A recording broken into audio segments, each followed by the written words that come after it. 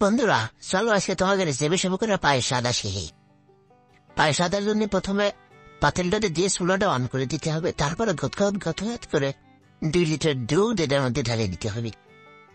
আর এটা শুধু পায়েস না, এটা খালি বাড়ায় তোমাদের বিভিন্ন রোগ বালাই সেরে যাবে। যেমন আচ্ছা, পরে কই এটা। তারপরে এটা 2 লিটার দুধের জন্য আমি 2 মোট চাল নেব। 2 মোট চাল দেখো এতটুকু হয়েছে। এখন এটা আমি 5 মিনিট গরম পানি দিয়ে ভিজে দেবো। ভিজে দেওয়ার ভারে সুন্দর করে ধুইয়ে এই চালটারে দিয়ে দেব।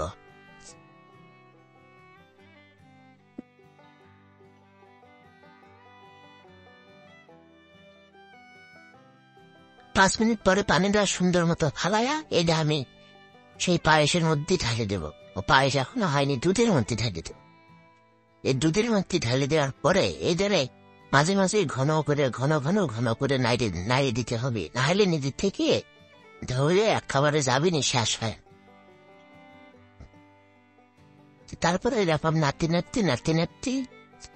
এটা যখন আস্তে আস্তে ঘন হওয়া শুরু করবে, তখন এটার মধ্যে চিনি দিতে হবে। আগেই কিন্তু চিনি দিও না, চিনি দিতে কিন্তু এই চাইলা সিদ্ধ হবে না, বুঝেছ?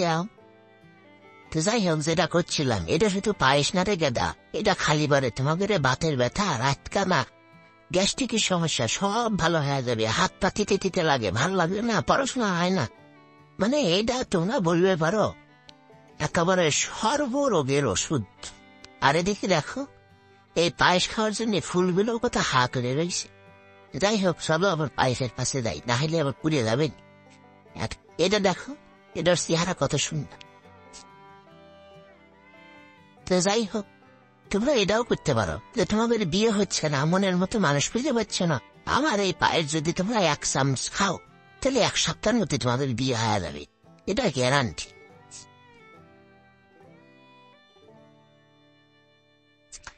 তো এখন যেহেতু আমার চালটা একটু সিদ্ধ হয়ে গেছে, তো এর মধ্যে আমি এখন চিনি দিয়ে দিব।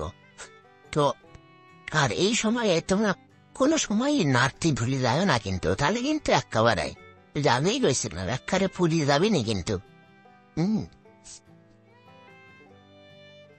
ঘন করে নাড়ি দিবে। নাড়ি দেওয়ার পরে দেখা হয়েছে চালটা আধা ভাঙা হয়ে আসিছে, তার মানে এটা হয়ে গেছে। হ্যাঁ, যেহেতু পুরাপুরি সিদ্ধ হয়ে গেছে, এখন আমি এর মধ্যে চিনি দিয়ে দেব। দেখি যাও কি সুন্দর হয়েছে। তা আমি যেহেতু এখন খুব স্বাস্থ্য সচেতন, তাই অল্প করে চিনি দিচ্ছি। তোমরা দিও মন খানেক, যদি তাড়াতাড়ি মরিবার চাও, বেশি করে চিনি দিয়ে খায়। এই যে অল্প একটু চিনি দিছি।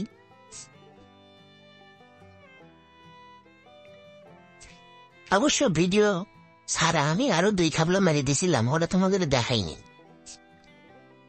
যাই হোক, এখন চিনিটা দিয়ে আমি একটু নাড়াচাড়া করতে থাকবো। নাড়াচাড়া করতে একটু চিনিটা যখন গলে যাবে, তখন 1 খাবলা কিশমিশ দিয়ে দিব।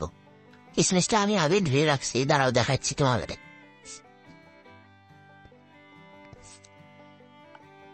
আর এই সময় মনে করে চুলার জালটা একটু কমায় দিও। আর এই যে সেই কিশমিশটা এখন আমি এর মধ্যে দিয়ে আবার ভালো মতো ঘুটে এটাতে মিশে দেব।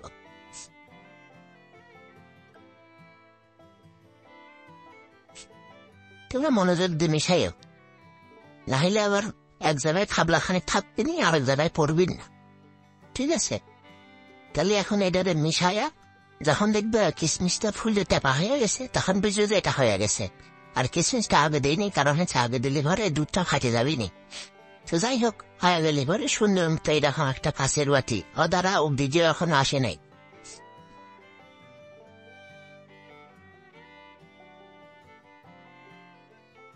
এই যে এখন হয়ে গেছে, এখন এই বাটিতে ঢেলে দেব।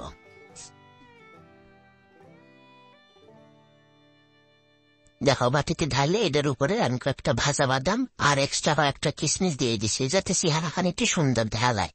যেহেতু এই পায়েস আমার সর্বরোগের ওষুধ, ভালো না দেখালে তো ব্যবসা হবে না। তো আজকের মতো এই পর্যন্তই, ভালো থাকো। আর কোনে যাচ্ছাও, একটু লাইক করো, শেয়ার করো।